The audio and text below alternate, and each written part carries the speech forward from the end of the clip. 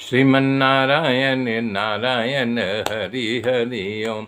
श्रीमन्नारायण नारायण हरि हरि ओम।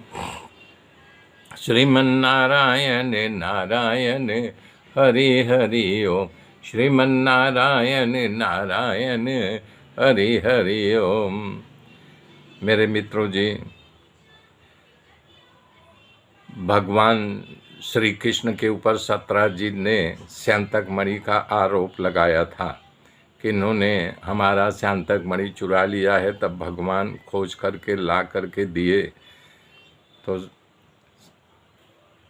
सत्राजित बहुत खुश हुआ और शर्मिंदा भी हुआ। अपने पुत्री का विवाह सत्यभामा का भगवान के साथ कर दिया।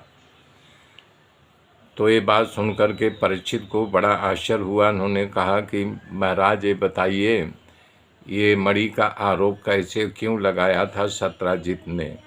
तो कथा का विस्तार करते हुए कह रहे हैं कि सत्राजित जो है भगवान सूर्य का बहुत दिल से उपासना करता था। मित्र रूप में उनकी उपासना पूजा पाठ किया करता था। सूर्य नारायण प्रसन्न हो गए, उसके ऊपर खुश होकर के उसको एक मणि दिया जिसका नाम श्यांतक मणि था। तो वो अपने गले में बांध करके द्वारिका में प्रवेश किया। तो द्वारिका वाले जब देखे, बोले तो सूर्य भगवान चले आ रहे हैं, इतना प्रकाश फैला हुआ है कि निश्चित सूर्य भगवान जो है यानी कि श्री कृष्ण भगवान से मिलने चले आ रहे हैं। तो दौड़ करके श्री कृष्ण भगवान के गए, बोले प्रभु आपसे मिलने के लिए सूर्यदेव चले आ रहे हैं। तो भगवान जो है बहुत जोर से हंसे, बोले नहीं, सूर्यदेव नहीं है, ये सत्राजित है।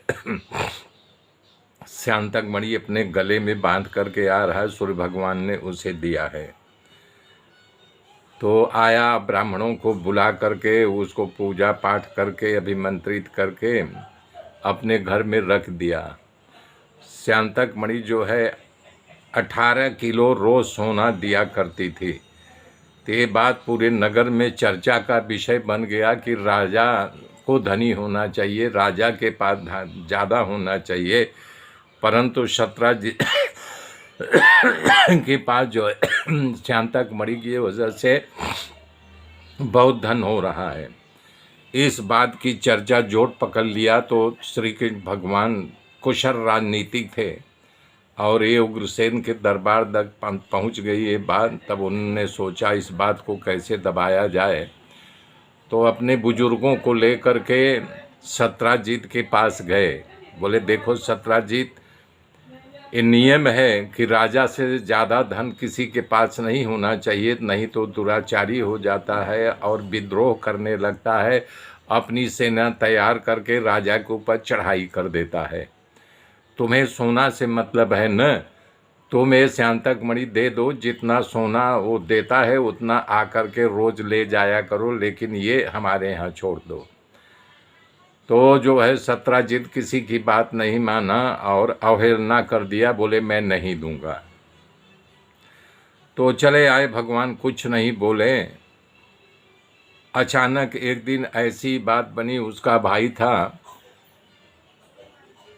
प्रसेन, वो अपने गले में वही श्यांतक मणि बांध करके शिकार करने के लिए निकल गया। जब वो गया जंगल में तो एक शेर की निगाह पड़ी और प्रसेन को जो है शेर झपाटा मारा और मार डाला। तो श्यांतक मणि थोड़ी दूर पर गिरी थी।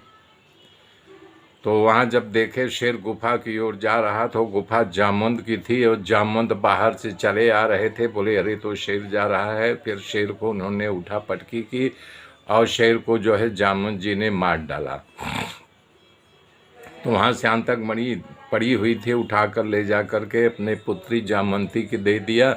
जामवंती उस श्यांतक मणि से खेल खेलने लगी, प्रकाश करता था। उनको क्या पता कि श्यांतक मणि है सूर्य भगवान का दिया हुआ है। तब जब उसको खोजने लगे, बोले अरे हमारे भाई को जो है तो कृष्ण ने मार डाला और मणि भी ले लिया। उसकी लाश मिली, उठा के लाए। बोले निश्चित हमारे भाई को ये कृष्ण ने मार डाला और श्यांतक मणि भी ले लिया। तब कृष्ण भगवान बोले भाई तो बहुत बड़ा आरोप लग गया मेरे ऊपर। तो उन्होंने कुछ लोगों को साथ लेकर के खोजना शुरू किया। खोजते खोजते खोजते जंगल में गए। जब गए तो देखे मेरे मित्रों मेरे साथ बने रहिए, आगे की गाथा फिर कल जोड़ूंगा। तब तक के लिए जय श्री राम।